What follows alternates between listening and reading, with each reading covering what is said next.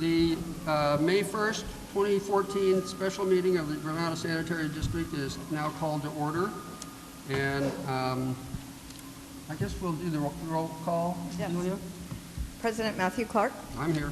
Vice President Leonard Warren. Present. Secretary Jim Blanchard. Here. Treasurer David Seaton. Here. Director Rick Lohman. Here. And at the far side over here, we have our General Manager Chuck Duffy, Legal Counsel Jonathan Whitwer, pardon me, sorry, Jonathan, and Administrator Delia Comito. Okay, I see on the agenda we have our general public participation. If anyone would like to speak to an issue, an item not. No, is it working? Yeah. Is it the mic? Yeah. Is that better? Yes. Okay. Would anyone like to speak on any matter not on the agenda? Seeing no one? I would. All right. So the one thing I would like to speak on, and I brought it up with Matt, but hopefully we could bring it up at the next meeting, would be the idea of GSD having a Facebook page and social media presence. I think, seeing all the effort that went in just publicizing this meeting, social media is a free way to communicate with the public. I think there's the overwhelming majority of municipalities have a Facebook page and social media presence, and so I think that it's time that GSD consider a strategy towards a dialogue with the public through social media. Somebody's been twisting my arm on essentially the same topic, so we should discuss it. I have also been discussing this with Director Seaton and said a couple times that we would put it on a future agenda. So, all right. This is as you know, a single agenda item meeting, a special meeting about the Measure G, the district's proposal to convert to a community services district. And I'm going to give a little background information and then ask other board members or staff if they would like to add anything. And then we're going to a public comment and question format. I'd like to suggest that we do that part of the meeting as informally as we can.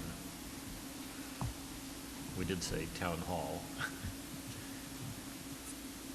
Yes. Anyway, there's people in the community, and I've lived here for 4 decades, have long sought local parks and recreation facilities here because not everyone likes to go to the beach or can go to the beach, and there aren't a lot of other alternatives. The county in 2002 released a Mid-Coast Parks and Recreation Needs Assessment after public outreach, and this was at least the 3rd time they had done this process. I remember getting phone calls, and they confirmed that people in the Granada Sanitary District felt that there should be more parks and recreational opportunities here on the Mid-Coast within our district. And the needs assessment and several reports and actions by the county after that acknowledged that there is a definite need for parks and recreation services here in the district and in the wider Mid-Coast. The county, unfortunately, they're not in the business of providing local parks. They do regional county parks, and that's, what they do. So we have, this item first came up that I know of really formally in 1977, and the county's been working toward this ever since, and so far we've had studies and no action toward parks. The GSD, therefore, after much deliberation and work, applied to the LAFCO, the Local Agency Formation Commission, to reorganize into a community services district and to assume Parks and Rec Authority so that this board and district could provide parks and recreational services here in the Granada Sanitary District. The proposal is that Parks and Recreation will be funded by utilizing a portion of the district's current share of the property taxes that we receive. And utilizing the property tax for Parks and Recreation will also protect it from being co-opted by the state at some future time. And there will be some more information about the current effort to take local property taxes for use at statewide level. There is no other existing governmental agency on the Mid-Coast that can or will provide parks, and that's one of the reasons that GSD decided to go forward with this proposal. Our proposal looks at partnering with whoever is available, the City of Half Moon Bay, the school district, the state parks, or anyone else, any other agency or interested party, Mid-Pan, Coast, et cetera, that to work cooperatively to provide parks and rec facilities. So the district spent several months. We had a previous town hall, and we had several meetings at our regular intervals in which we urged people to come and express their opinion on this issue.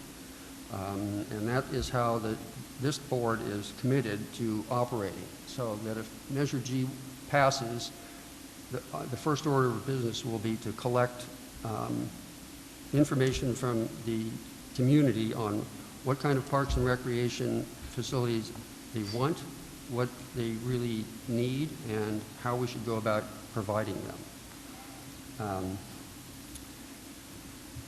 We're here tonight to start that process and to provide information and answer questions and receive comments. As you know, the election is June 3rd of this year, and if Measure G passes with a simple majority of the votes passed in October, the district, I believe it's October, right? October 1st. October 1st, the district will become a community services district. And so that's a little background. And do we have anyone else on the board? Maybe I should explain a little bit special districts and CSDs. Because most people know little or nothing about special districts. They largely fly below the radar, which is not a good thing. The Granada Sanitary District is one kind of special district, and there's somewhere around a couple dozen, I think, different kinds of special districts. And most special districts, such as a sanitary district, can only do one thing, which is, in the case of a sanitary district, it's sanitary sewer service and garbage collection. And other special districts that do one thing are fire districts, water districts, parks and recreation districts. But there is one particular kind of special district called a community services district, which is different from all the rest in that it has the potential of doing anything that any other kind of special district can do. So if the voters approve it and want to pay for it, a CSD can pick up any of the services that would otherwise be provided by a city, as long as they're willing to pay for it and approve it on the ballot, and LAFCO also has to approve it, so there's a lot of approvals. But any of those kind of services can be added to a CSD's function. So in that sense, it's a very special kind of special district because it can do multiple things, and it's really the only kind of special district that can do multiple things. So when Granada Sanitary District becomes Granada Community Services District, we'll essentially have two, let's call them departments with separate budgets. And our general manager has experience doing exactly that, managing multiple budgets for one district. So I think that's it for now. Obviously, if anybody has questions on that, we can answer them. Anyone? Let's see, anyone else on the board would like to say anything, or Chuck? Yep, I think you covered it. Okay, we will now go to the public input. and we'd like you to use, does that microphone work now? Pardon? Yeah, we'd like you to use the microphone so that everyone can hear, and please tell us who you are, and personally, I'd like to know if you live in the district. I'm Carol Slater, and I do live in the district. I live in Clipper Ridge. And my question is, if Measure G passes, would there then become two separate boards, or two separate boards of directors, or would the players remain the same? It's the same model as the city council. You have one governing Speak board. into the mic. Make sure you speak into the mic. I have it right in front of me. Just as a city council has one governing board that manages all the services they provide, a community services district has one governing board. And, of course, the regular election cycle, different people can run for the board. And I definitely expect that we'll have more people interested in being on the board once it is running Parks and Rec. Thank you. I'm going to move, if you have submitted a speaker slip, I should have gone with these first. The first one is Chris Johnson, and I'm asking people to limit themselves to 3 minutes. Hello, I'm a resident of El Granada. I'm actually on the Mid-Coast Community Council, but I'm here today as a citizen of El Granada and as a father. And what I wanted to say about this is, and I've said it before, I feel that this is I characterize it as a bold move. Not bold in that it's never been thought of before, or it's totally revolutionary. Bold in the sense that here's a district, an entity that is looking to broaden its horizons, offer more services, and I know the amount of work that went into just the application and the process through LAFCO takes a lot of commitment. I'm bold because the easiest thing would have just been to say, well, there's some other entity that'll handle it. There's, it's too much work. We'll just, whatever, shrug your shoulders. So I tip my hat. It's been a lot of work, and I appreciate it. I think it's important also because there's no one entity that's going to be able to handle all the Parks and Rec services and future services and even existing population. County can do some, federal can do some, Mid-Peninsula Regional Open Space District has some properties, but we need more. I mean, no one entity can cover it, and I feel that it's good to have as many options as possible. And I see this as some of that connective tissue between some of the larger entities. And as a GSD ratepayer, I personally am happy to pay a little bit more to get these services. Again, I think this is an important piece of the puzzle. It's a piece. There are several pieces, and this can be an important piece. Thank you very much.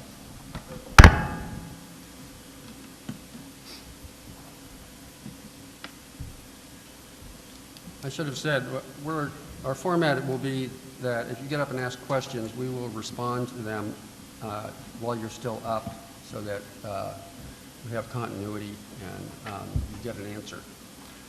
Next, Peter Logan.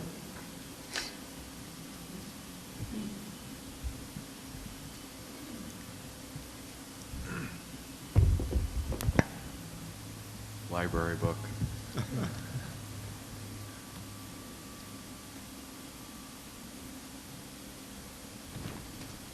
I agree with the previous speaker about the strong attempt by the board. You're bold and beautiful.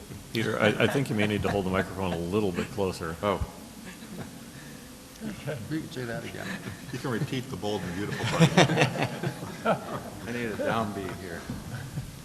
I'm not sure whether I'm an advocate for or an advocate against it. That's why I'm here. My wife just brought home this question sheet that was distributed by GSD at the post office. So as a taxpayer, I'm concerned about the restraints on the power of the GSD, the potential diversion of funds, and fiscal restraints. In other words, you guys might decide to buy something that you guys want to buy, maybe not everyone wants to buy. So before I came tonight, I compared my tax records from 2013-14, the current property tax records, with those of 5 years ago. Not a big deal, but for the 5-year period, GSD's portion shows an increase of 28%, and for the same 5-year period, the total tax payable was just 14%. So on the Measure G handout,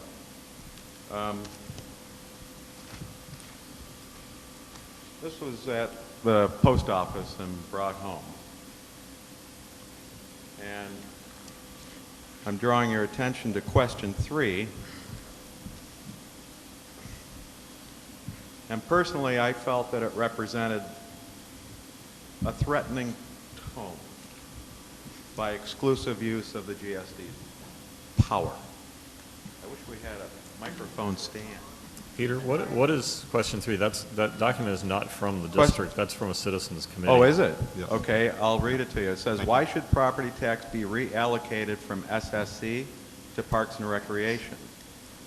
And the response, I assume this is GSD response, is when they succeed, they'll try to take money away, they'll try to take away property tax money from districts, and GSD will have to immediately raise sewer rates by 33%. So, sorry, I called a land use attorney friend of mine outside of the county, and he said that's not necessarily true. And I resent that threat. That's how it's posed in your answer. I want to point out, Peter, Yes. that handout has nothing to do with the board. Oh. The answers are not ours, the questions are not ours. Whose answers are they? I don't know who distributed it. Oh, okay. And This is it. This is the handout. And this was distributed. right, but by a private citizens group, Okay. not this board. If you disagree with anything in it, I'd like to know. Thank you for your clarification.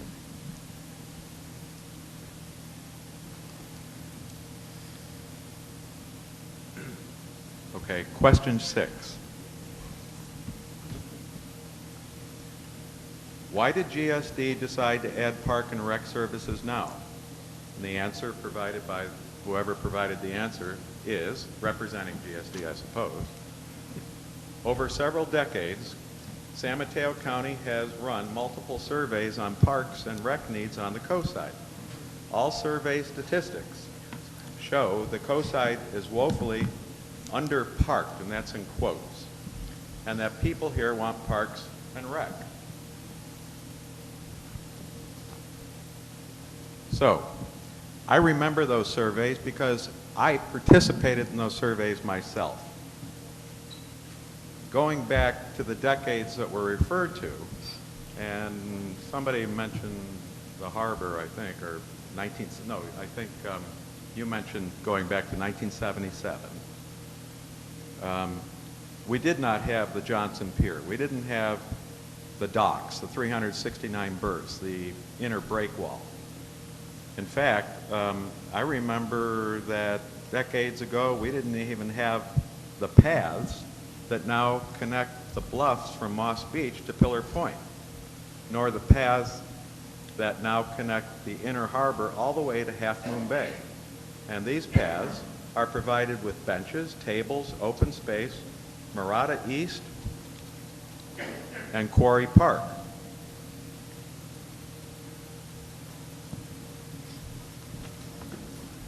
For those who did not know, just this year, the San Mateo County Board of Supervisors accepted a donation of 478 acres, and that will be added to the county's 40-acre park.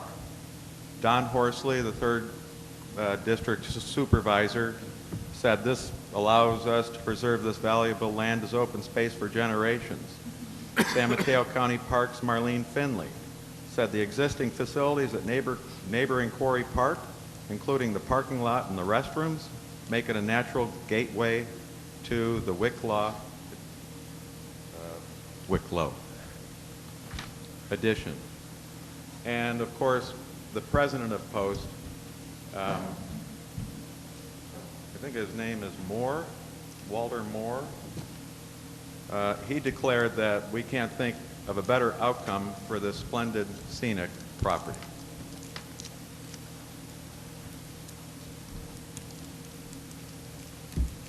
So,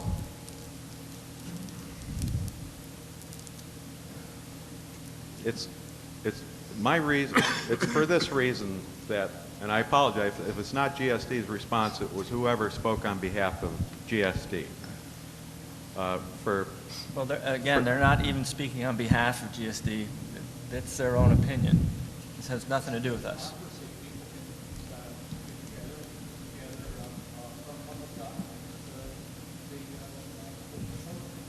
Well, I'll show you this document, and you tell me what your interpretation is. Anyways, like I said, I'm not an advocate for or against yet. It's the power I fear. I don't think we need, and if that's not GSD's position, then it's not the smoke and mirrors that I was under the impression that it could have been, until you told me just now that it's not GSD's position. And if it doesn't reflect your position in any way, shape, or form, It does not, no. then I won't represent it as yours. Chuck, might be a good time for Jonathan to discuss the tax issue. Yeah. Would you like me to? Because there is a tax issue. You know what he did? You're going to love this. The last question, who is supporting or opposing this vote? Oh, my God. I mean, it's not a big deal. I would have gone after them too, but they really name-dropped several organizations, including the Sierra Club. I used to support the Sierra Club. It was once a wonderful organization. Now it's a bunch of suits. They're a bunch of lawyers. They work in a high-rise in the financial district of downtown San Francisco and other cities. And I'm just here to say to the people that I talk to about this that maybe a healthy dose of skepticism is not inappropriate.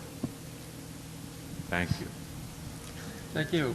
All right, one moment. This is an opportune moment to point out that the citizens group, they're called GranadaParks.org, that is here tonight, was allowed to put up a couple of posters over here, and we're perfectly fine with that, and anyone else would like to put up a poster or any other information they'd like to give out, pro or con or whatever, is welcome to do so.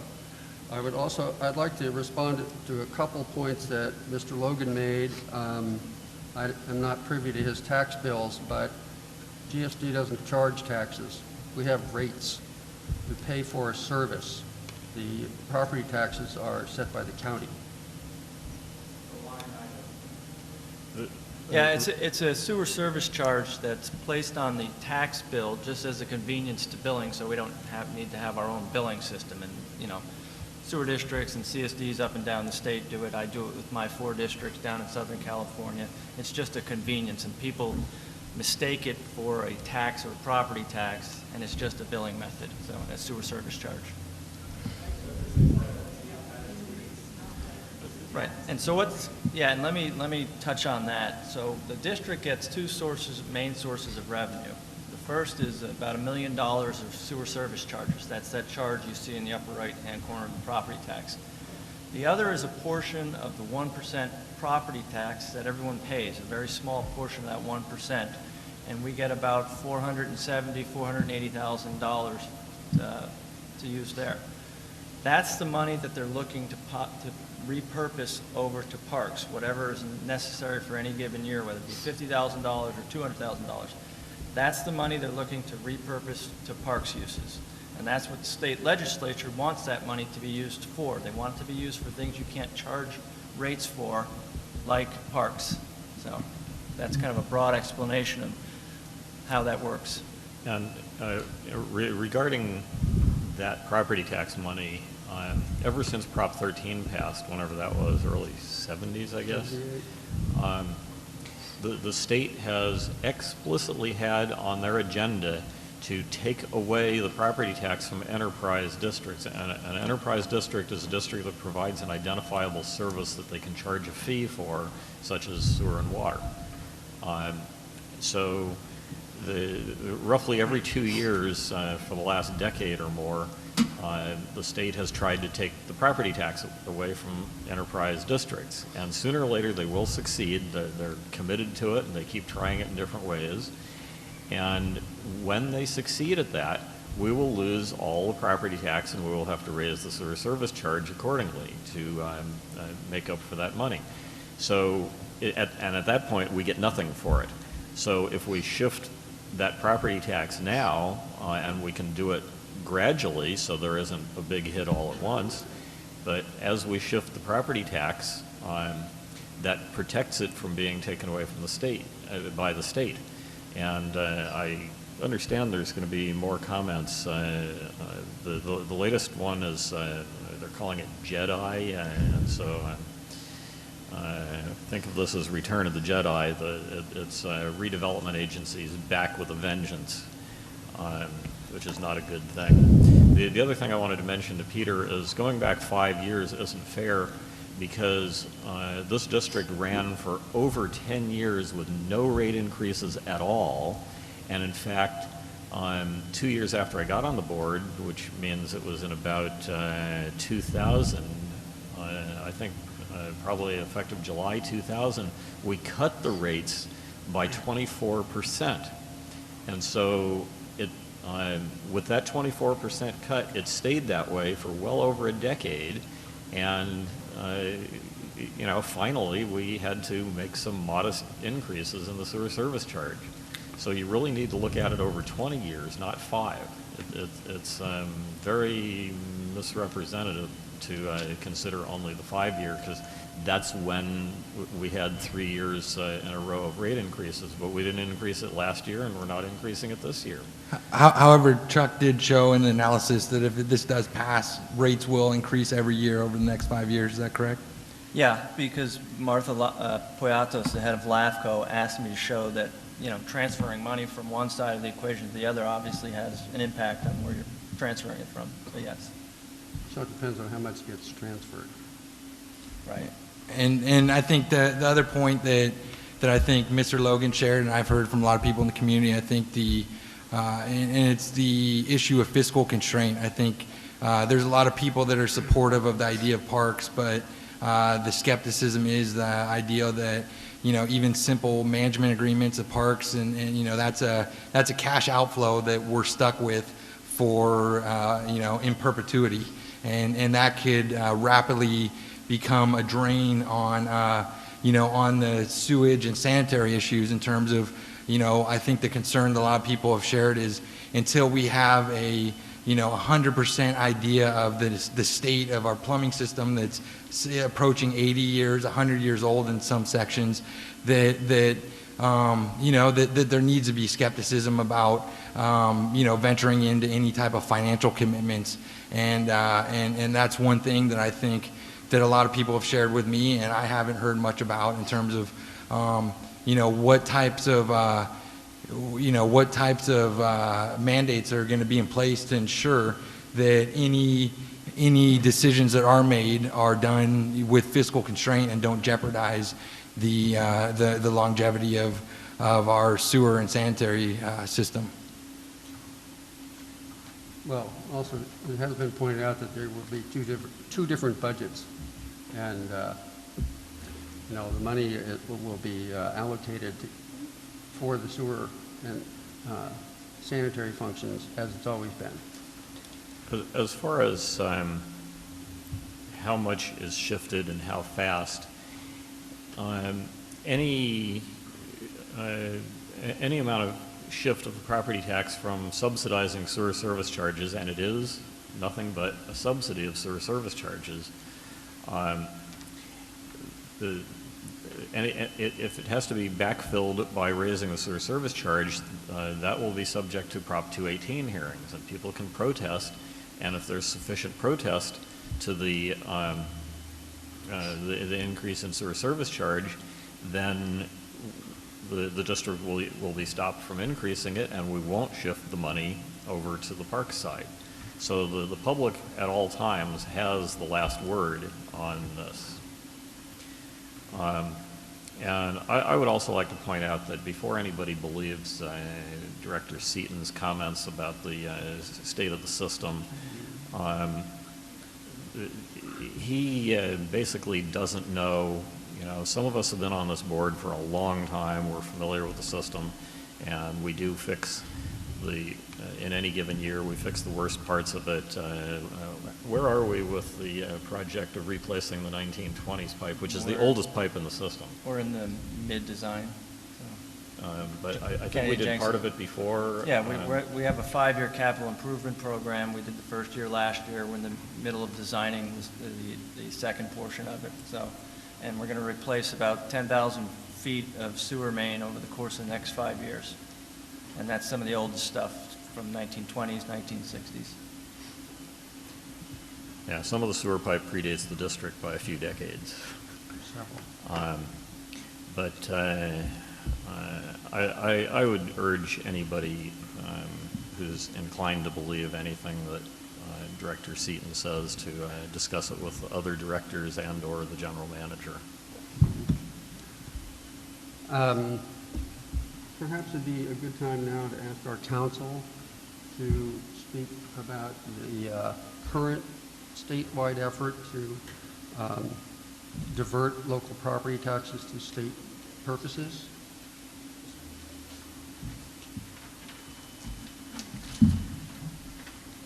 I'm going to come up to that microphone.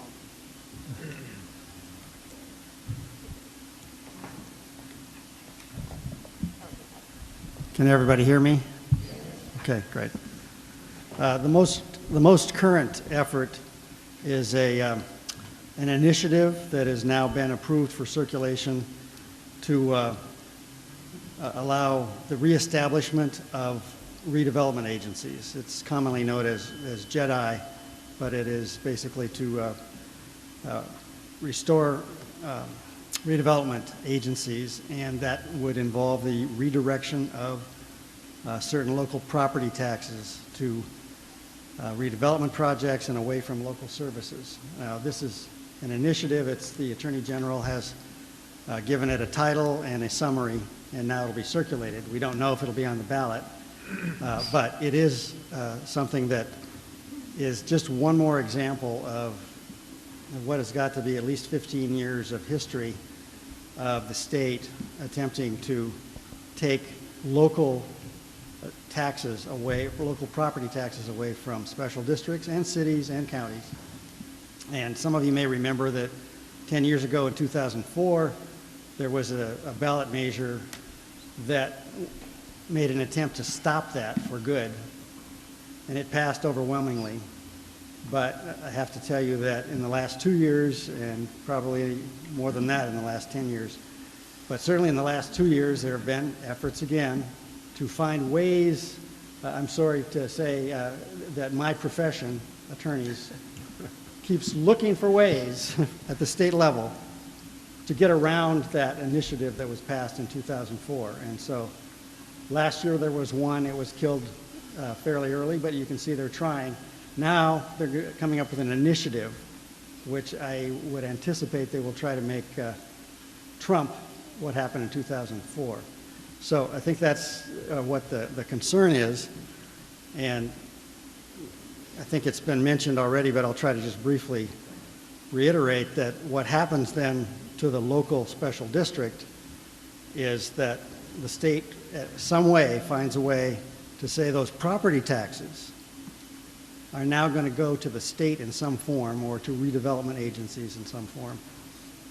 And they look the hardest at a situation like ours to be able to, quote, redirect, that's their word, the money.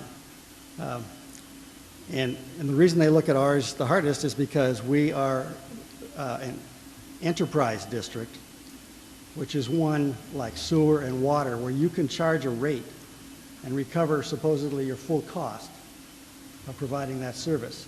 So if you're getting property tax in addition to that, that's where they want to focus on trying to take that property tax away. But if instead we use this property tax for something like parks, which is a non-enterprise type of service, then it will be much harder for them to take it away if they ever get to that point. And you can see they're trying. So that's the way the system has been working for 15 or 20 years, and I think we can all anticipate that they will continue to try to take that money. Well, and in the past 20 years, they've been successful 3 times. Our share of property tax should actually be about $850,000. And they've managed to get their hands on about $400,000 of it and divert it to schools and other agencies. So, you know, you could argue that's good or bad, but they're looking for it, and they've been successful. So. I would also like to mention that cities generally do not subsidize sewer service charges from property tax, and so sewer service charges in cities are always higher than ours. And so if you compare, we have a flat rate, or not flat rate, we have a fixed, how do I want to characterize it? Fixed rate? Flat residential, fixed residential rate. We have a fixed sewer service charge for residential, which is $1 more than half of Half Moon Bay's average residential rate. And so if, and you know, this is just theoretical now for purposes of discussion, if we were to shift all of our property tax over from subsidizing sewer service charges to Parks and Rec, and our sewer service charge had to be increased to its natural amount, it would still be a third lower than, now I forget, a quarter lower? I did this arithmetic a while back. It would be substantially lower than Half Moon Bay's. And Montera, because they have a very expensive district with all the hills and valleys requiring 13 pump stations, their rate is much, much higher than GSD's.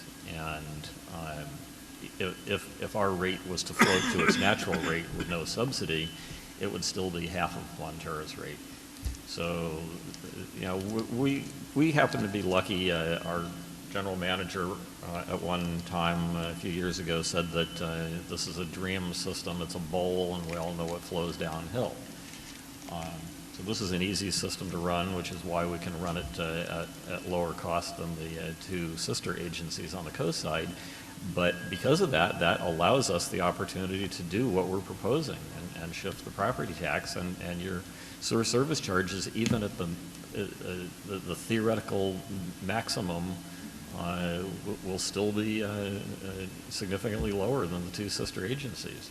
And look at San Carlos; their rates are something like $1,100 a year. That's nearly 3 times our current rate, and it would be double. Okay.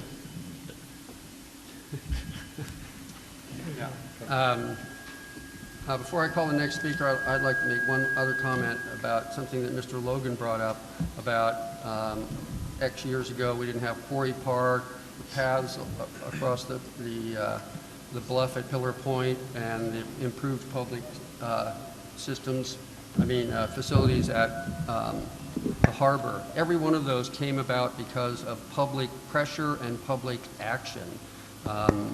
The citizens pushing the right agencies for hard enough and long enough to get something to happen. And what this board is trying to do is to create a format whereby that kind of public pressure and interest can come directly to the board and say, this is what the kinds of parks and recreation facilities that we want. So, and next I will call Ellen Coland. Ellen? Yes, yes.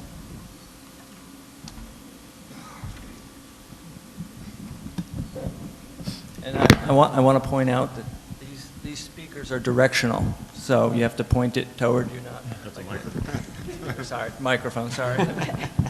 My name is Ellen Poland. I live at 696 Francisco Street, just a couple blocks away. And I find myself in a really uncomfortable position, I have to admit, because normally I've aligned myself with many of the leaders of this initiative.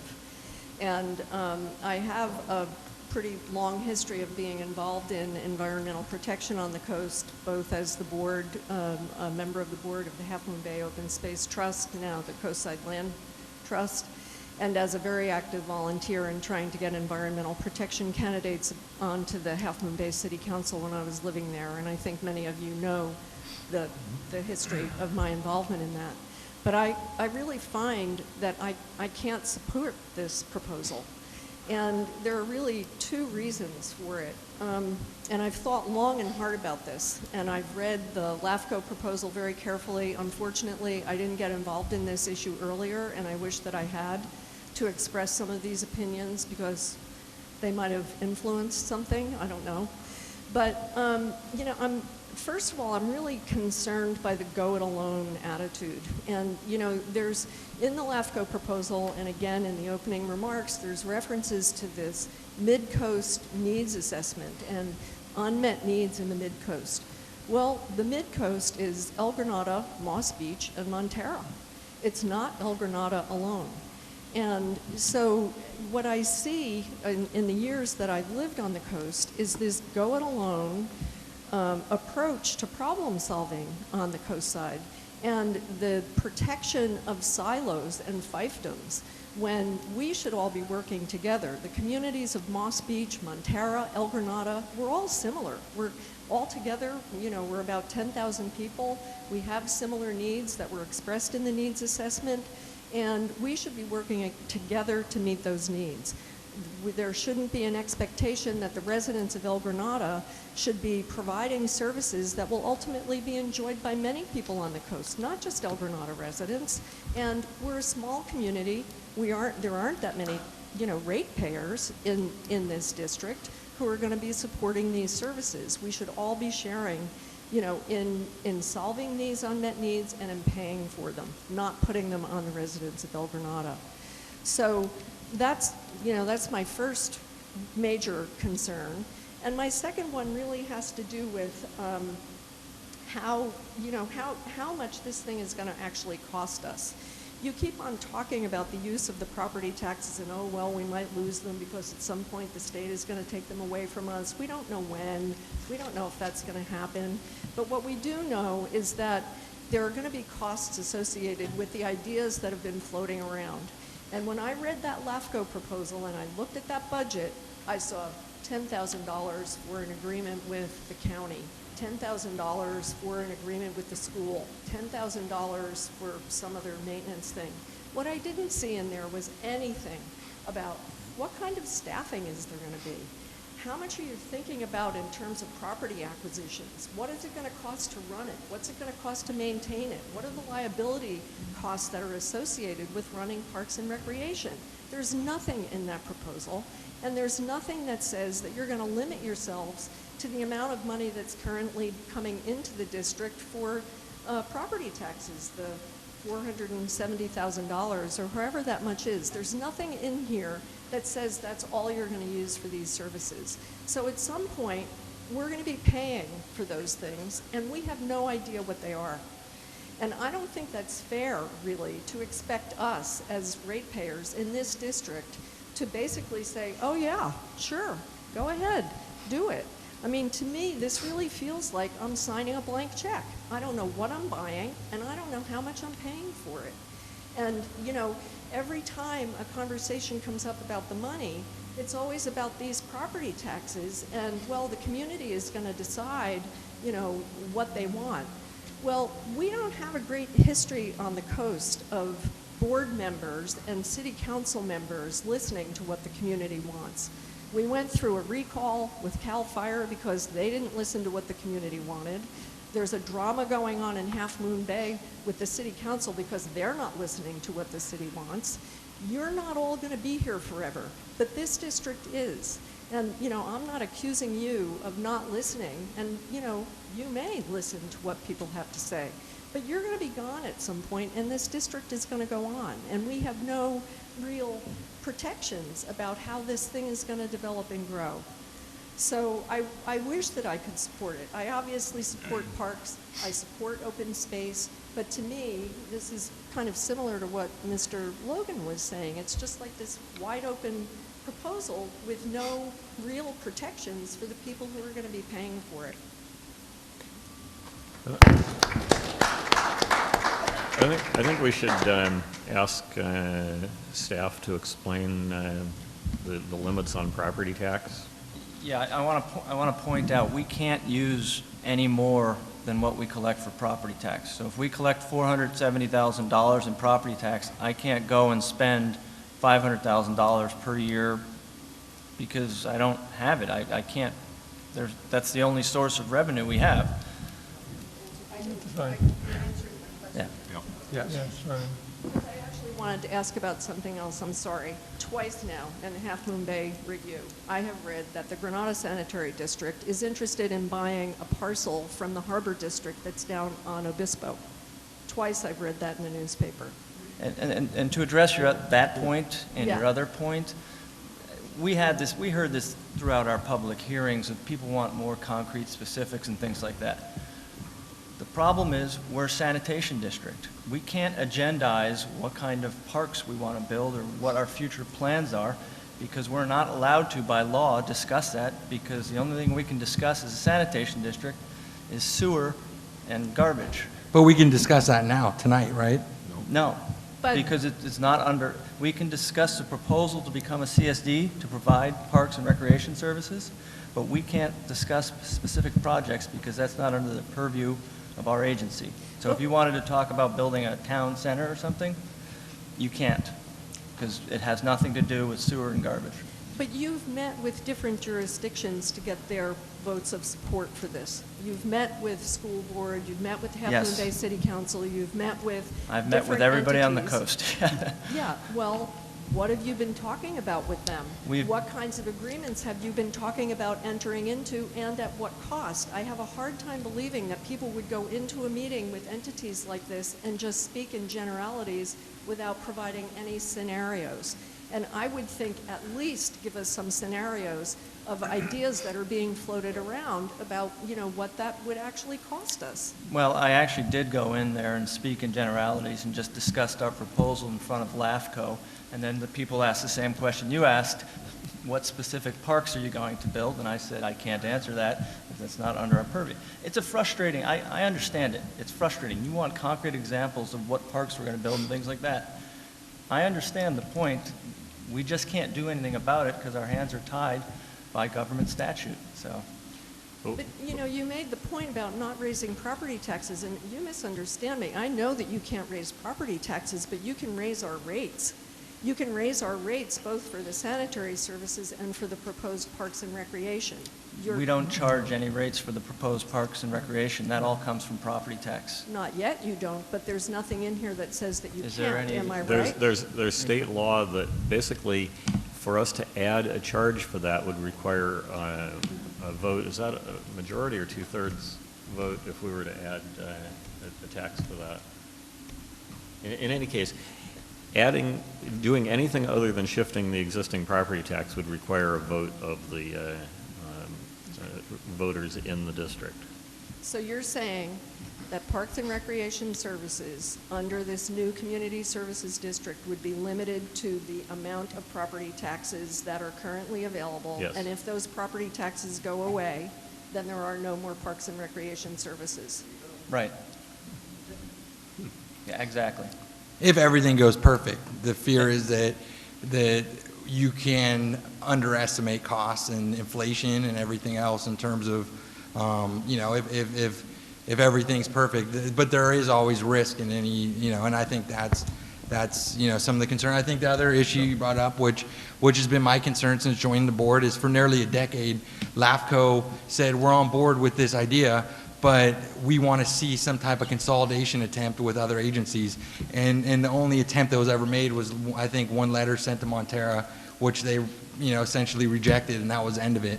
I tried to bring it up for discussion. No one else wanted to talk about it. I think that it's incredibly important that, there can be administrative savings just from consolidating other agencies into one building, that those savings can be utilized towards parks and recreations. I think the idea that we haven't even discussed and made a good faith attempt as a board and you know, to get past some of the hostilities or whatever you want to call it with other boards that, you know, specifically with the idea of consolidation, which LAFCO talked about. I think that, you know, the hesitation I've gotten is, you know, there's, you know, is around the idea of the difficulty with consolidating, you know, water with Montero, and I think that overcomplicates the issue. I think that at the most basic level, there can be savings from consolidating resources. How much, David? How much? Name a number. Okay, what's our monthly rent for GSD building? 38. Yeah. So that there's one. You know, we could go on and on. Let's but not talk about consolidation because. Well, that's what I mean. It's important because she brought it up in LAFCO. That's the one thing for years and years. That's all they said is we're in support. Please, we just want to see some type of consolidation effort because there's their fear that if we're going to do this, then the next step logically would be for Montero to go in the same direction. And why are you going to have all these extra agencies going out? It's not only inefficient, but it's a waste of governmental resources, which the taxpayer pays. Why not do this together? Why not, if we're going to build, why exactly like the speaker said, why would, if this is about the whole mid-coast, why are we putting it all on the GSD ratepayers? This should be done as a North Coast community. And there's been no good faith attempt by our board or any of the other boards to take the advice of LAFCO, which they said for years. And I think that's the concern that I've gotten from people in the community, and it's been my same confusion, is that we basically just completely blindly ignored everything that LAFCO was saying. And so I think that that is a major concern. Okay, you're off topic. I'm answering your question. This is, and frankly, that was a statement. How long have you been around here? About 5 minutes. Because, What? yes.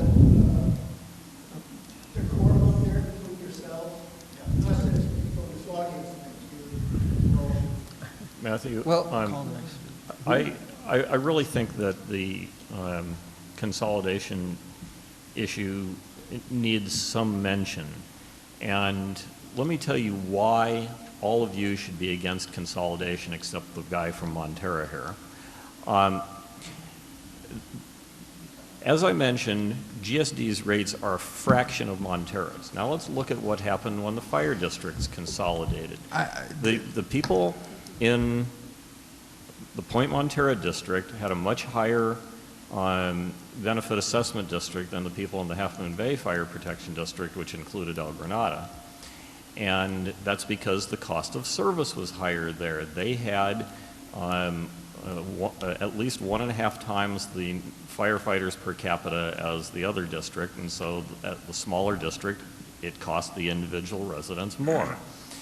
Now, as soon as they consolidated, there was intense pressure to equalize those benefit assessments. The people in the former Point Montero district said, why are we paying $271 a year when people in the old Half Moon Bay Fire Protection District are paying $35? Exactly that same thing will happen. One of the LAFCO reports refers to it as rate leveling. And what that means is that all of the Granada residents, the GSD residents, will pay more so that the people in Montero can pay less. So that is, David, did I interrupt you when you were on a tirade? Okay, just do your thing. Let's go. So,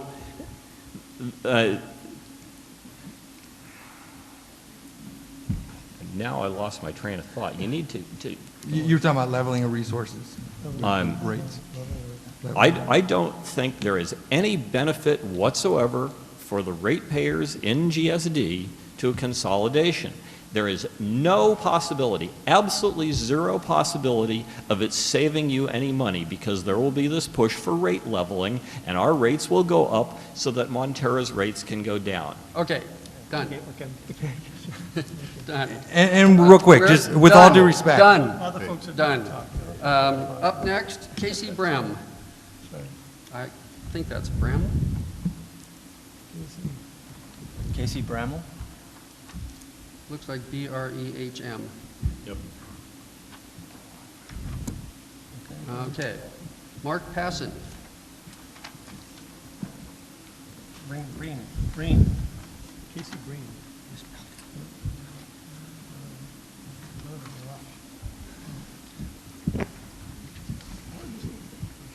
Good evening, gentlemen. Can you hear me? Yes.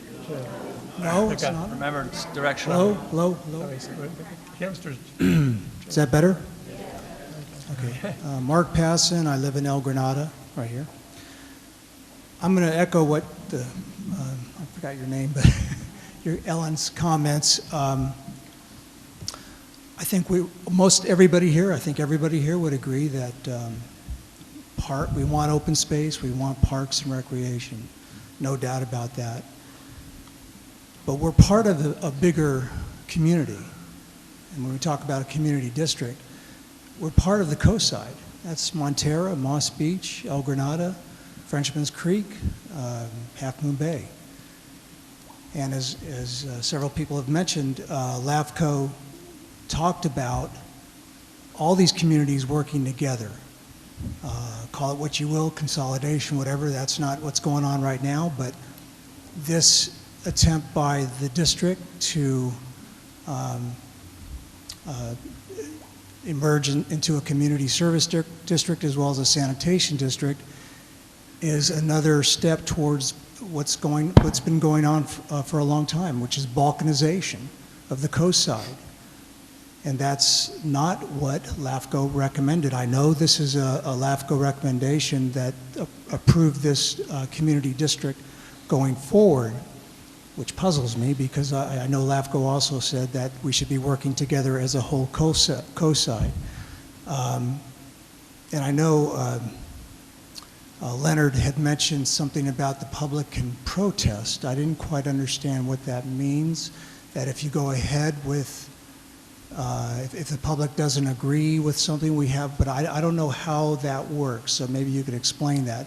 But I want to stand up and say that this, as much as I am for I play tennis, I play at the high school, I swim, I have to go to Oceana to do my swimming because it'd be great if we had a pool here on the coast side too, besides the high school.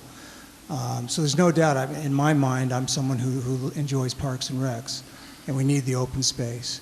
But I just don't think this is a good way to go about it. I think we need to work as a whole community, the coast side, all the communities here together.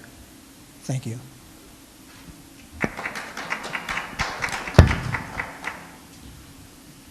Can I say something?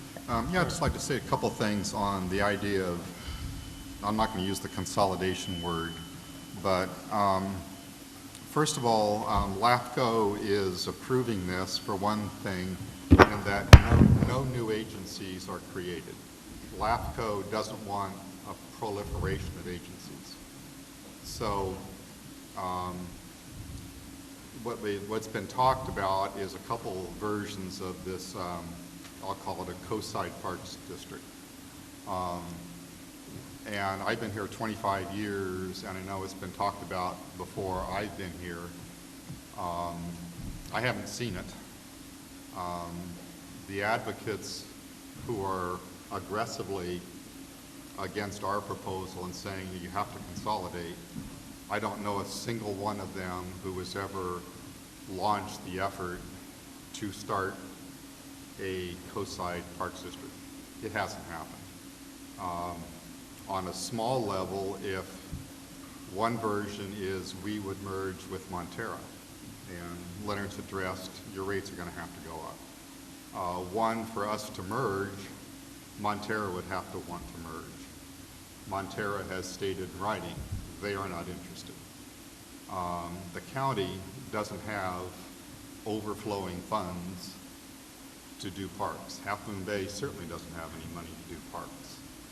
So our thought in relaunching this whole program would be that any of these proposed consolidations, even if they could occur, aren't going to occur for years. It's taken us years and years and years to get this simple little proposal, little because it's just us. And I'm not calling that balkanism.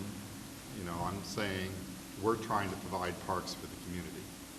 This is the only way we can see that actually happening. If the folks who want consolidation and they want a coastside parks district want to go ahead, I'll say go. Just go do it.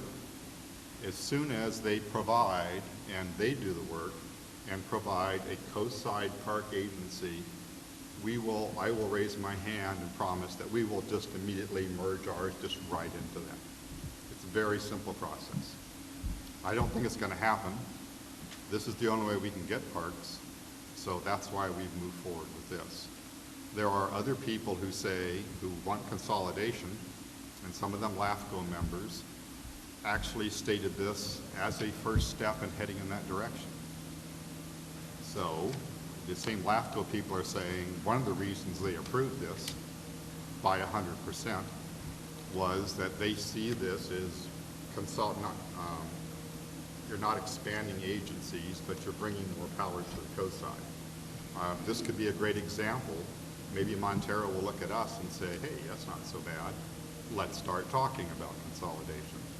But it's not going to happen in the near term until we actually start the process. So that's why we've launched this. That's why we want people to vote for this so we can get parks. I don't think any other way is going to get it.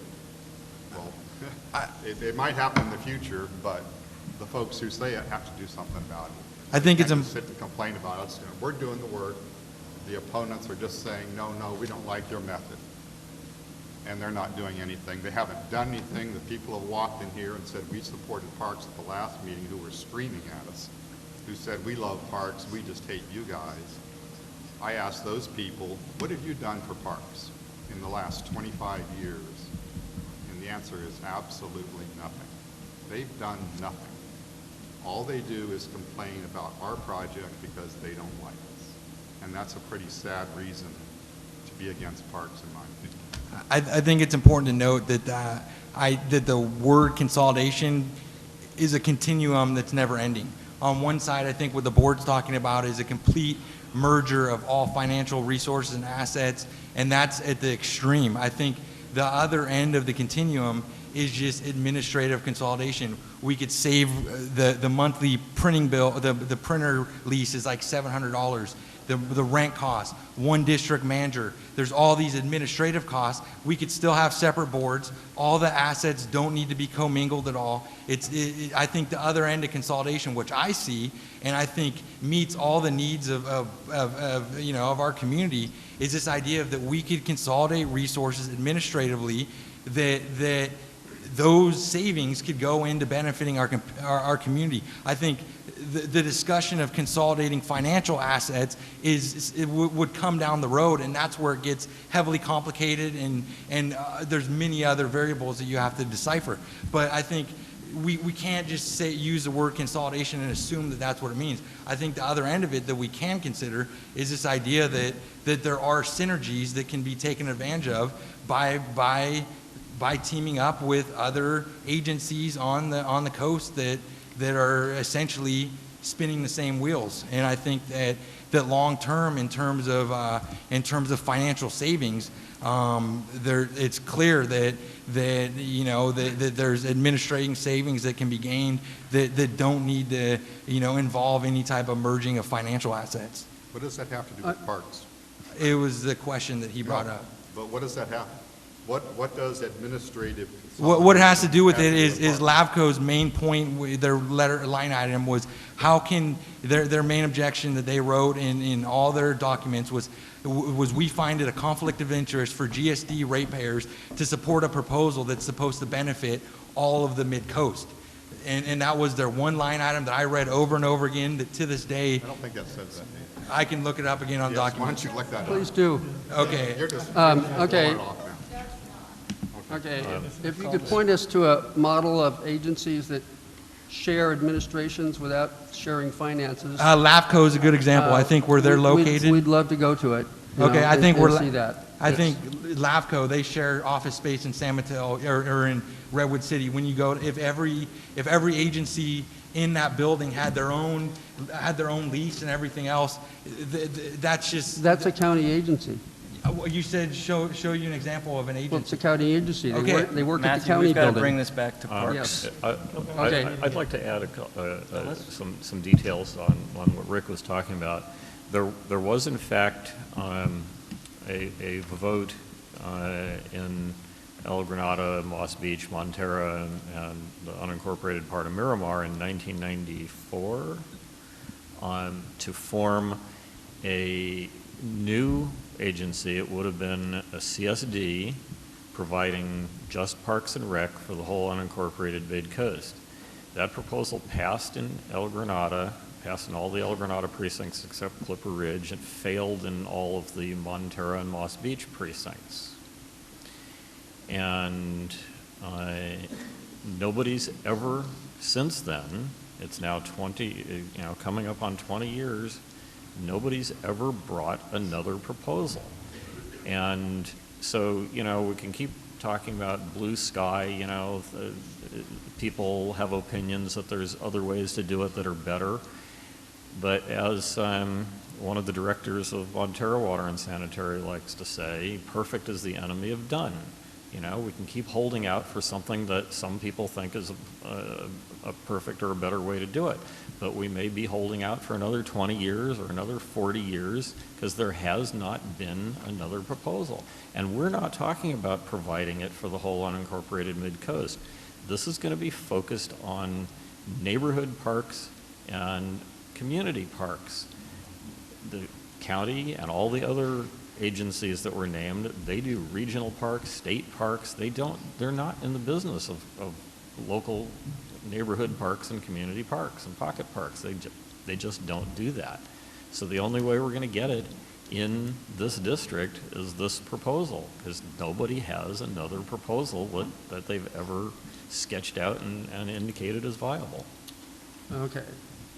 Next speaker slip is Les Demon. Did I pronounce your name correctly? Les Deman, 517 Rousseau Francais, and I live in Frenchman's Creek. And I've heard several speakers, and I agree with the last few on for the broad issues. What I've heard recently from the board is that there will be cost increases, that the property taxes will be used for the park and rec, but rates can go up. I haven't heard yet how much they'll go up and what they will cost. So I think it's important for all of the people who are going to vote for this to say you are going to be facing tax increases. And we don't know how much at this point, and I think that's an issue too. I think the issue that I've heard over and over again, trust me. Trust me that what I'm going to do with these property taxes is going to be good for all of us that pay taxes, but we haven't heard any proposals. I heard we can't do anything. We can't talk about it because we're a sewer district. We can't talk about parks, so just trust me. The question that I think was raised earlier is that there's some land that the Harbor District owns, and that will be perhaps purchased. And the question is, what will be done to that land? There was an article, I think, in the Half Moon Bay Review about the fire district wanting to buy some of that land, and somebody said, well, they can't do anything with that land because it's a riparian zone. Is that what where the monies are going to be going? And again, the issue is how much money is going to be spent year in, year out with nothing to be seen as far as actual recreation and parks. I mean, we've all seen areas being purchased for open space and closed up. So again, the issue that I have is an issue that I'm hearing, trust me, we'll do what's right for you, but we have no idea what's going to be happening over the next several years, and that I think as a resident that I'm going to be paying higher taxes and I don't know how much more I'm going to be paying. So I'm very concerned on this.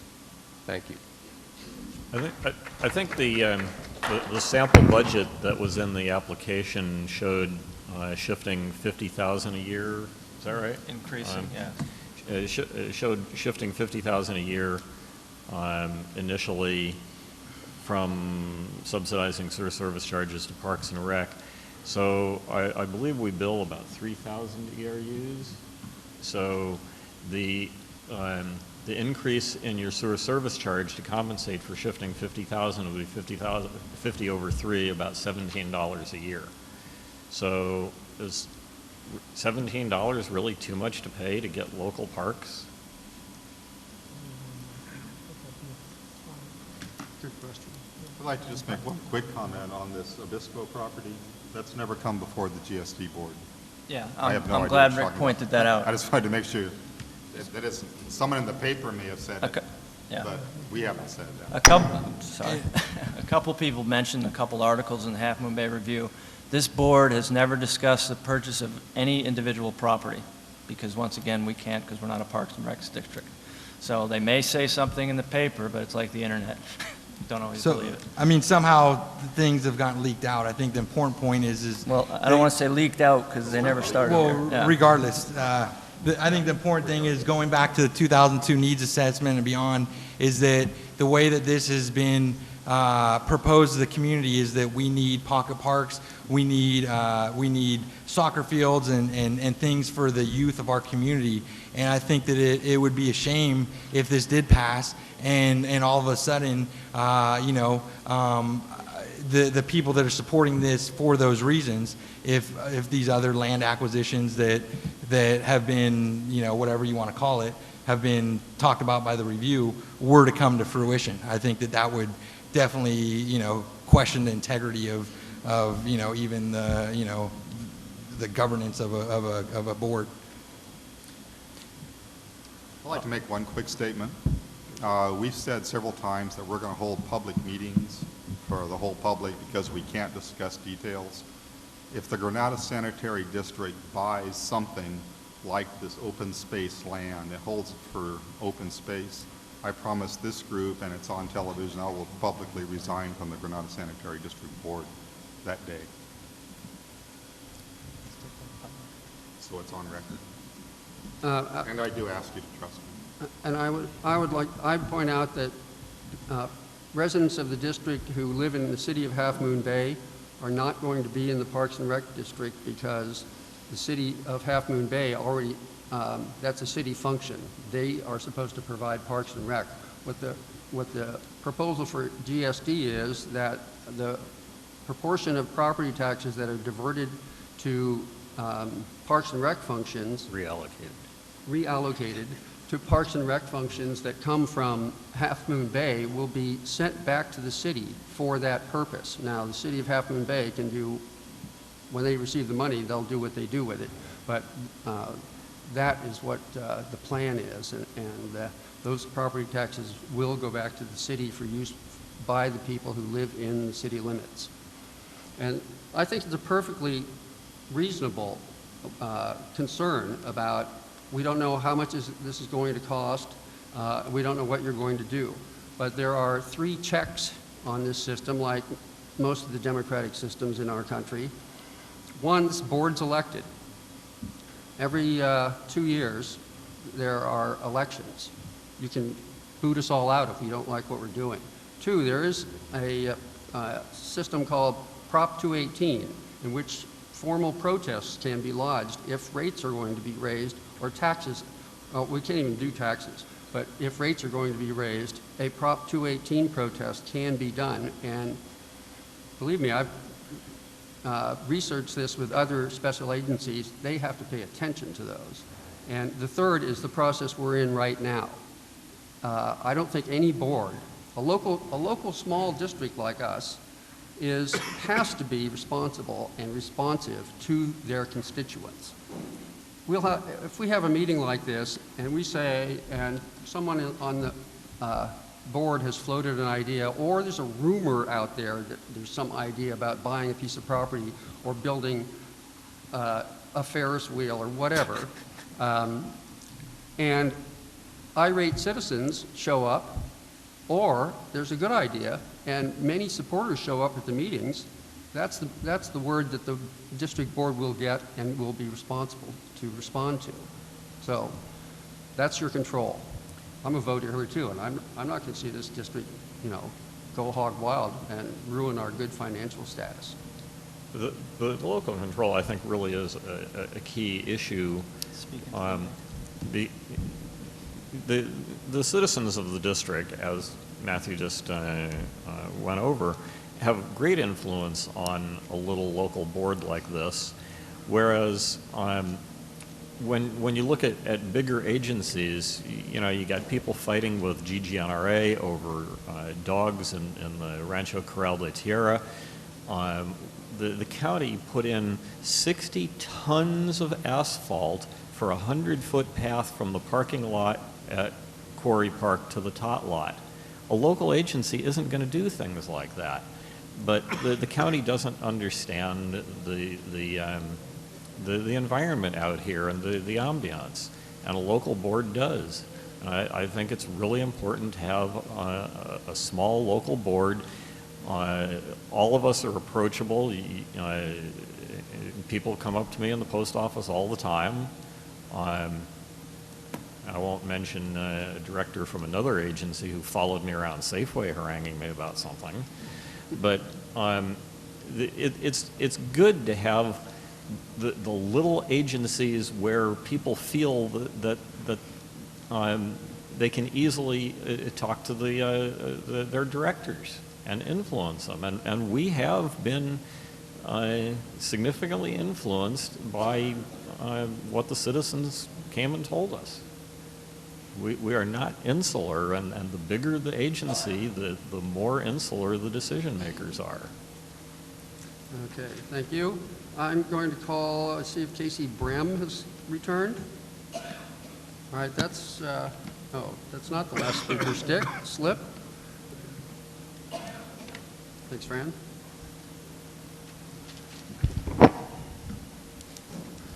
Hello, I'm Fran Pollard, live in El Granada. I'm part of the Granada Parks organization. I would like to go back to that first, what Peter was talking about, the measures and the number 8 or whichever one. Let's see. One of the points about the taxes going up or rates going up. First of all, I want to say, we didn't make all this stuff up. We checked on this, we did research, we got documents, and it's pretty much been verified. So where it says our rates only went up 1.8% average over 20 years. I don't know any other district or any place else that it's kept that low. Over 20 years, that's it, 1.8%. I don't know where you got 25%. So the other points on consolidation, on the park, on a coastside-wide park, we tried that, as Leonard brought up. We tried that several years ago, a coastside-wide CSD. It failed again, as he said, in Montero and Moss Beach. They don't want to do that kind of thing. They still haven't wanted to do it. Granada, as was said, our rates will just go up, so why would we want to do it? If you're all worried about rates, the thing, I brought these, this was something that the attorney Jonathan Whitwer was talking about, is a new initiative that's being proposed in the state. Now, we've been saying for quite a few months now, it's on this packet, on this question and answer sheet, that if we don't transfer or reallocate the property tax, part of the property tax to Parks and Rec, the state is proposing, somebody in the state, I'd like to know who it is. Does anybody know who proposed this? Proposed which? The Jedi. No. I think it's great because we can call it Return of the Jedi. Yeah. Anyway, it's a terrible bill. There's 8 points on it that they're gonna destroy everything. They're gonna take the funding, all our local property tax, to use for state purposes, for whatever they want. I mean, wouldn't you rather keep your local property tax here and have something useful and good that we've always wanted, or some parks? And we're talking about community parks, not the parks that, you know, sure, we have the beaches here, we have the mountains, but that's all regional parks. The whole world comes to these places. We want little pocket parks, so that's what young families want, where their kids can go play. Right now, the only one locally is Quarry Park that has a playground.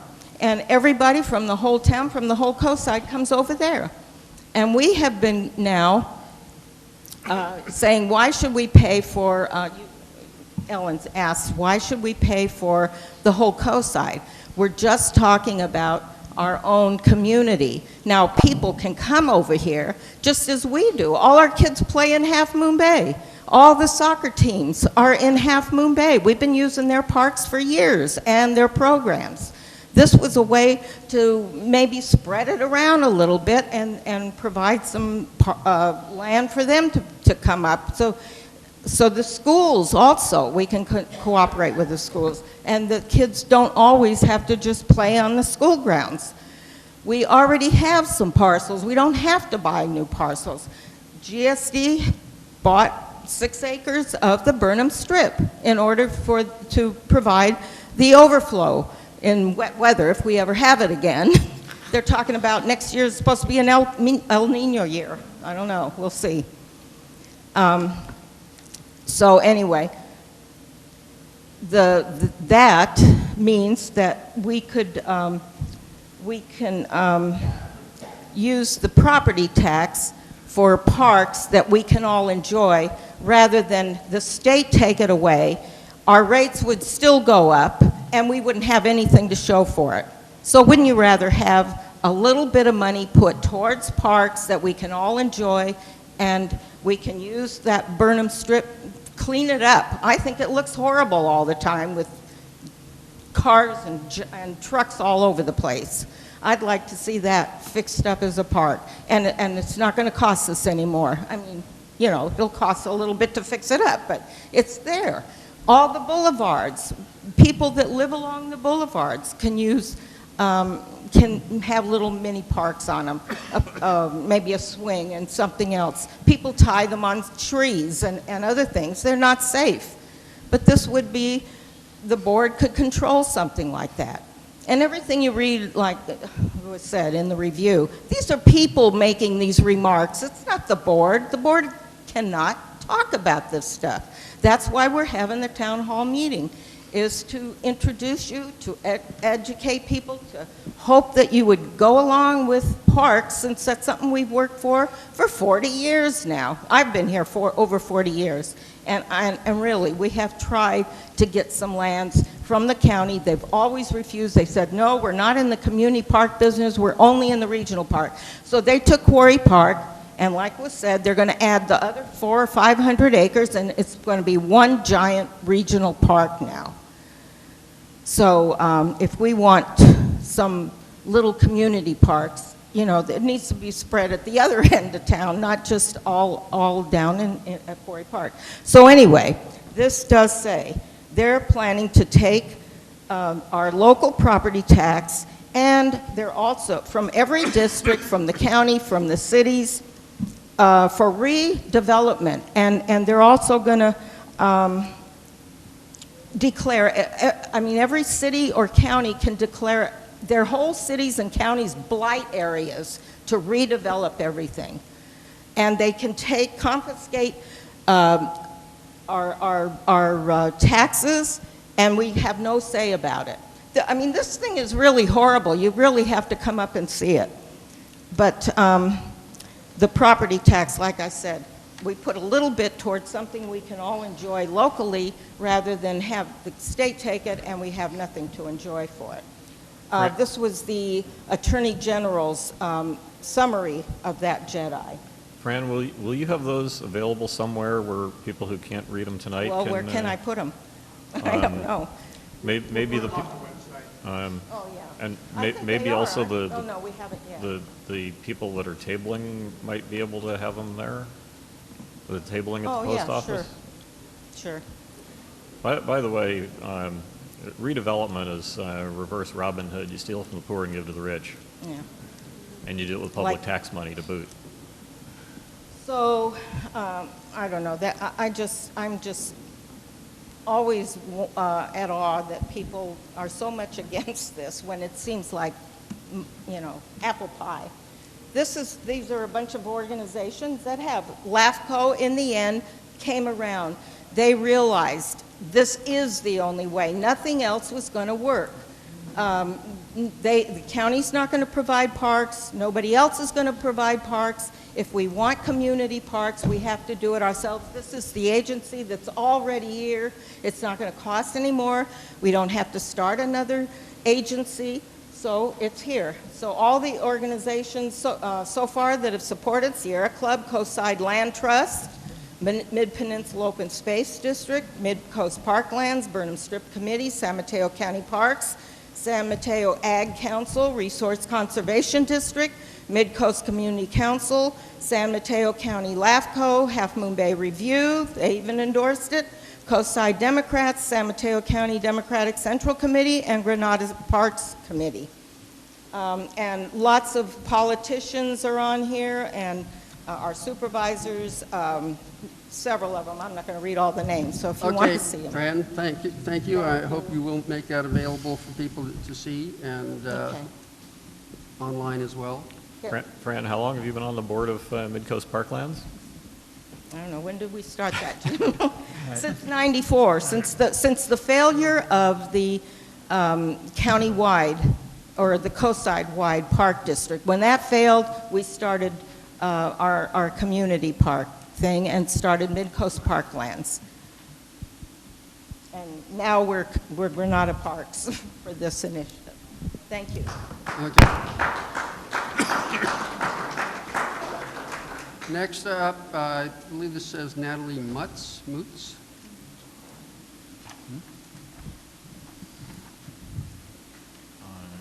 think that might be an I. I don't know. I just have a question, and if this is the wrong place to ask this, I'll hit one of you guys up later on, but can't read with them on, can't read with them off. Just from a practical sense,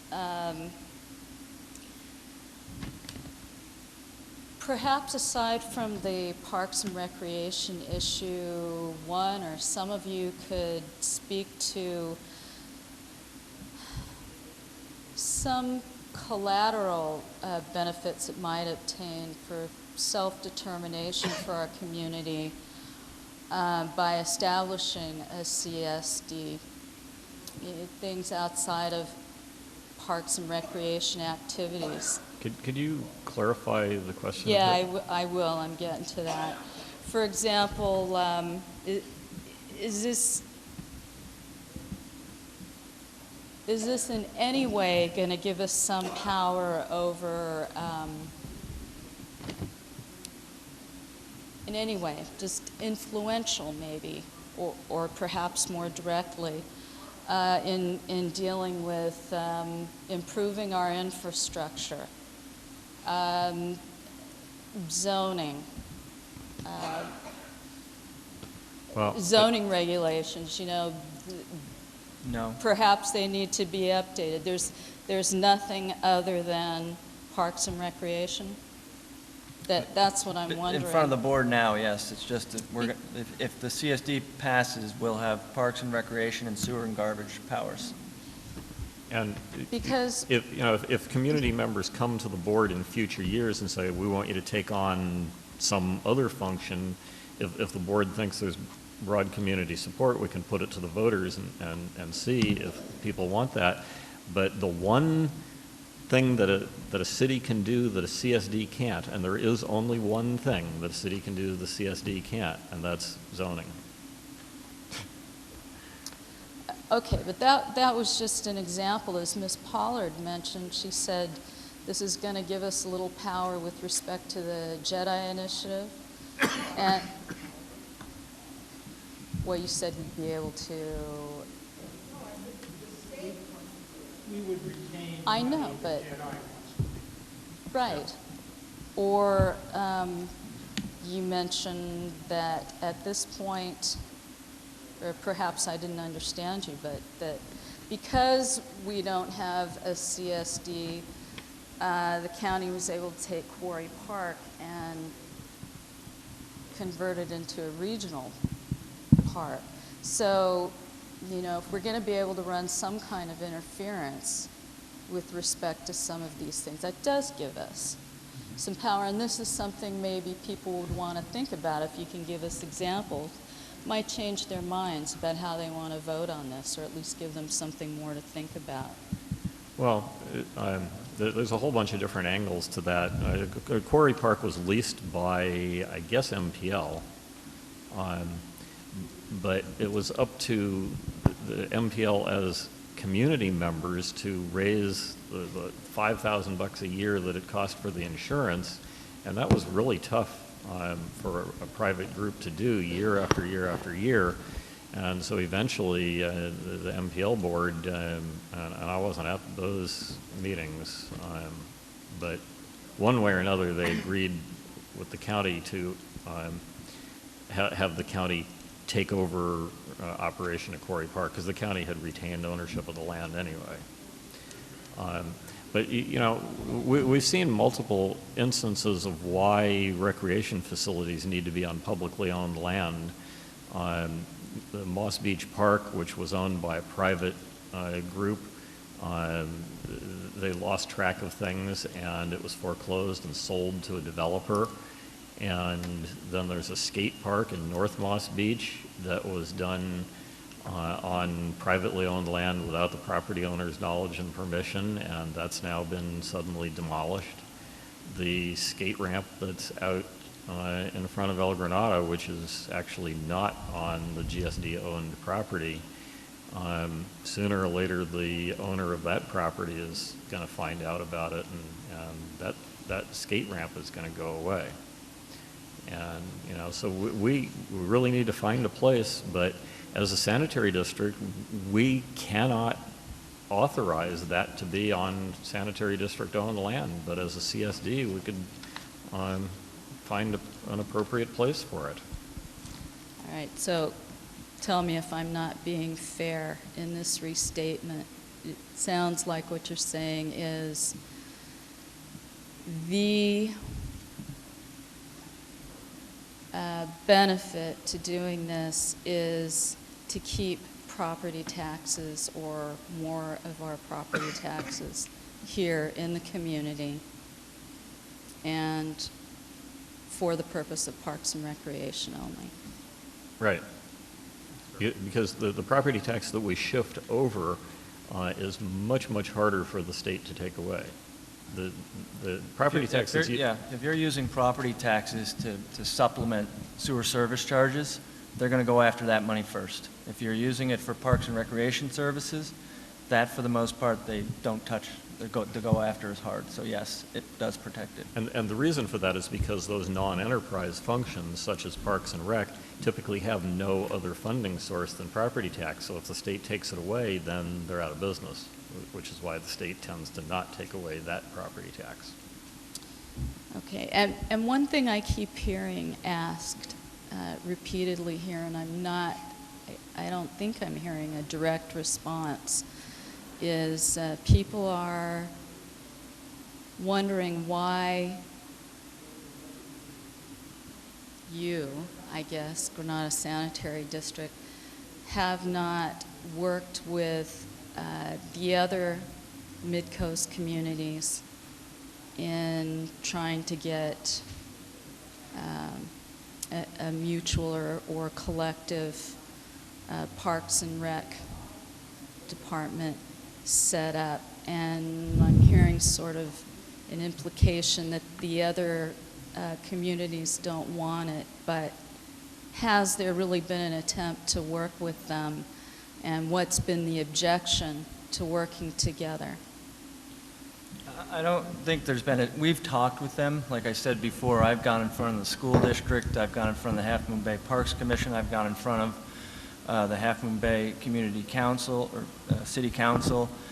That's about as far as we can go now, but I've had informal discussions with the staff at Half Moon Bay saying, hey, if we get these powers, let's start talking, because they do Parks and Recreation, we'll do Parks and Recreation, we'll look at partnership opportunities. It's kind of similar to what David Seaton was talking about, of not ultimate consolidation. I don't want to start that conversation, but how can we share resources and work together, that kind of thing. One of the things that I expect to happen is that after we get Parks and Rec going in the Granada Community Services District, that Montero will move at least a little bit into the Parks and Rec area, and at some point we'll do joint projects. The two agencies have a pretty good history of working well together as separate agencies, and you know, I can envision joint projects. Nothing's been discussed because we don't have the authority to do it or even discuss it, but things that are bigger, that aren't necessarily appropriate for the one district to do, the Granada CSD, may very well be taken on as joint projects. And joint projects can be done without any kind of consolidation of agencies. Chuck, could you talk about one more speaker, because okay. we're pushing up against it. All right, the last speaker slip I have is Dave Olson.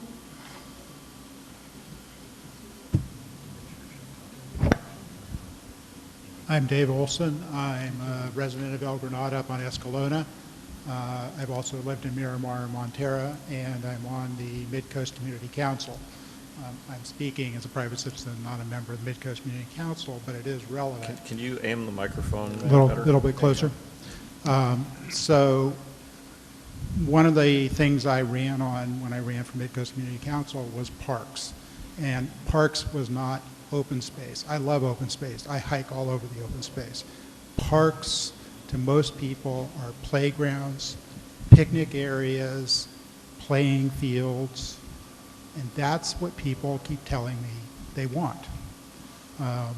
So it's great that we have all the open space from all the different agencies, and nobody wants to keep it more strongly than I do. But I keep hearing parks, local parks, places for kids, not just young kids, teenagers. It's something we really need. This is a way to get what we need.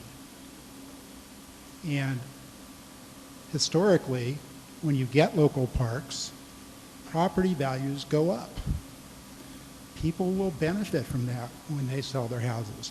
Not everybody is planning to sell their house, but most of us will sell our house at some point in our lives. You'll benefit from having local parks. I also want to respond a little bit to the tax issue. Taxes can't go up from this measure. The GSD or the GCSD does not have the power to raise taxes. Yes, they can raise the sewer rates. Absolutely, they can raise the sewer rates. And they will have to raise the sewer rates because there's no other source to fund it. But the monies are separate.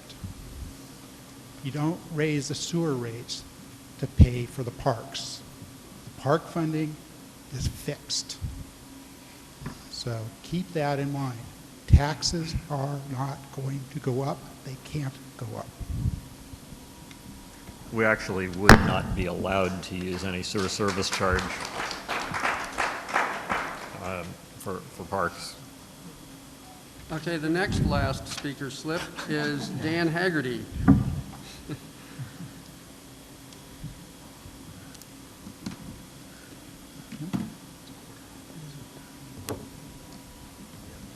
Good evening, everyone. Thank you for coming to this important meeting.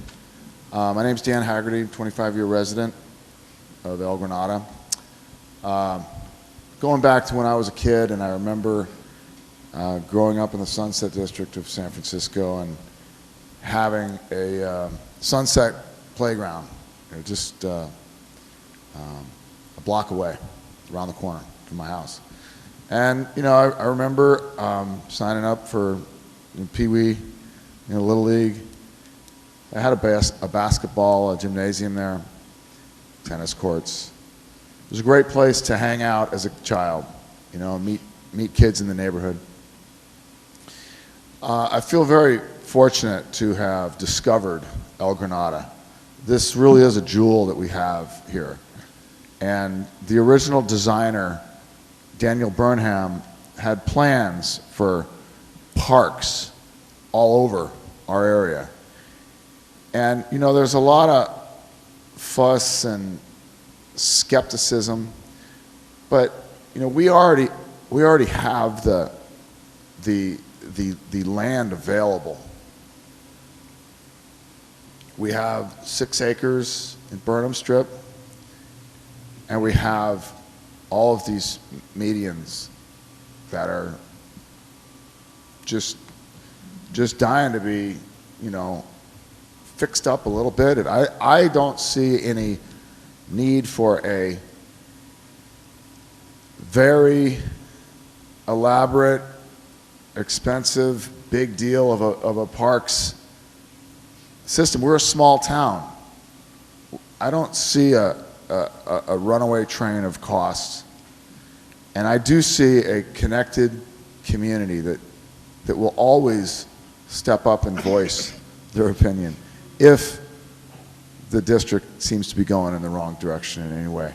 But let's look, I started out by talking how I was as a kid. Let's talk about the kids today, right now. I bump into them and they often talk about, hey, there's nothing to do. And I remember that as a kid. I wanted to have access to specifically right now. I had all the hills in the Sunset District to ride my skateboards on. But evolution, now they're using the half pipes and everything. So these kids are passionate about it. I got to back up, say I'm also on the Mid-Coast Community Council, but I'm here for myself. I'm also volunteering with GranadaParks.org. I was at the Mid-Coast Community Council meeting just last week, and there were kids that came up and shared their stories about their times at the Moss Beach skate park. And so, one other thing was, BMX bikes. We've got hills around. I don't know if it's in demand or not, but we've got. When I was a kid, I went to Golden Gate Park. We just made a little a mound of dirt and made jumps, and we had competitions. And it was a, how do you call it, like a spot weld, kind of like a childhood moment. Those moments when I was with the other kids in the neighborhood. And, I cherish these memories. I cherish these memories. I care about kids. I care about kids in our community, and I'd like to see our community give them more parks. Thank you.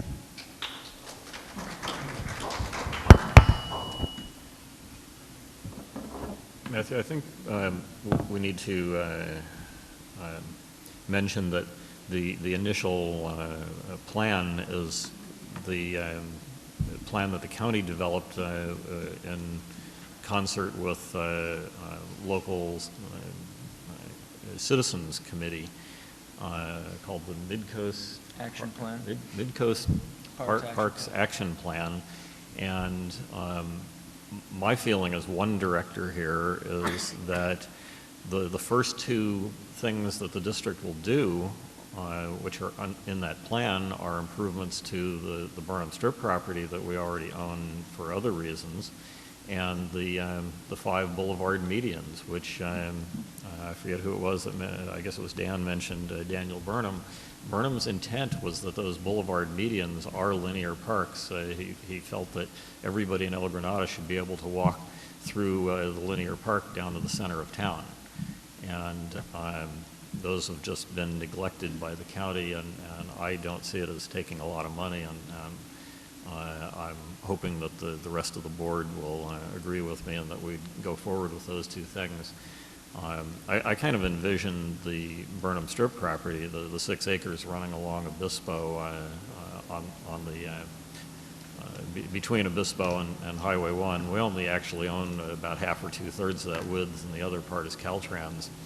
But we could do a low-key thing. I kind of visualize a little bit San Francisco's Marina Green, where you have a lot of people just enjoying the nice grassy area with mostly ad hoc activities. And I think that the community really needs a place like that, and we just don't have it now. Quarry Park, because of the terrain, is not suitable for that.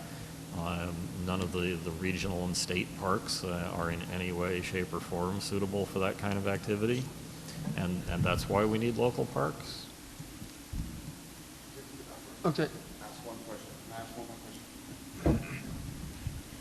Isn't it true that if our community does receive Parks Powers, that if there was any, let's say, large, expensive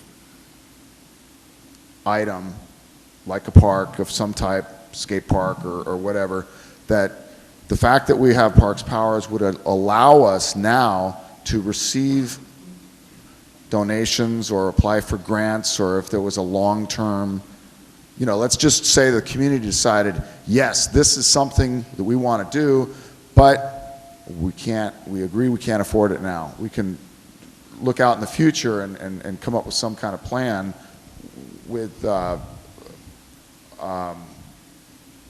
different, possibly a different or joint venture of some kind to alternate funding for something that might be expensive. Could you talk a little bit more about that, please? Well, the short answer is yes. Yeah. Yes. Yeah, we could go after grant funding for specific projects and parks and things like that, yes.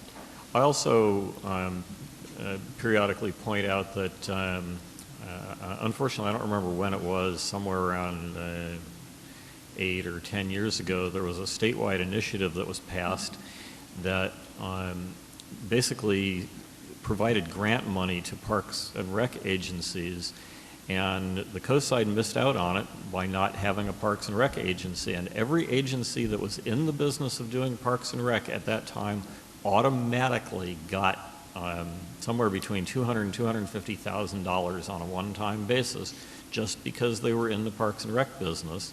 Then on top of that, they could apply for competitive grants. The county did not go after the automatic money. They did not apply for any grants.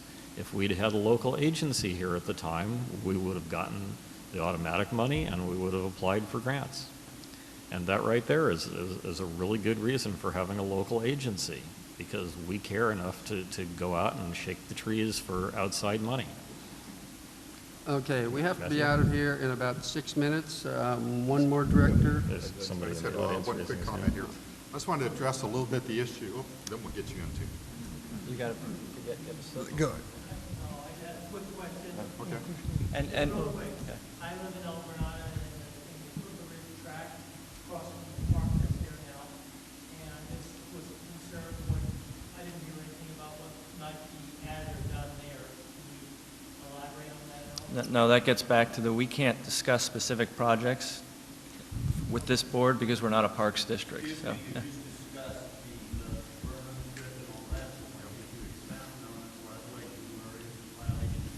Those were in the application. The LAFCO required us to put a certain number of theoretical projects in.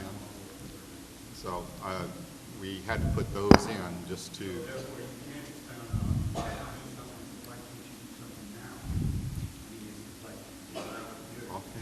It's our trap.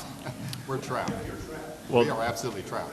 I can't do And I want to point out, if anyone, this town hall was held to disseminate information and answer questions and whatnot. This isn't the end all.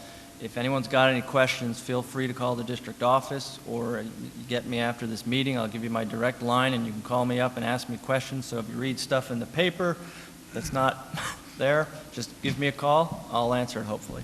And also our regular board meetings at 7:30 on Thursdays of every month. Of which there will be another one before the vote.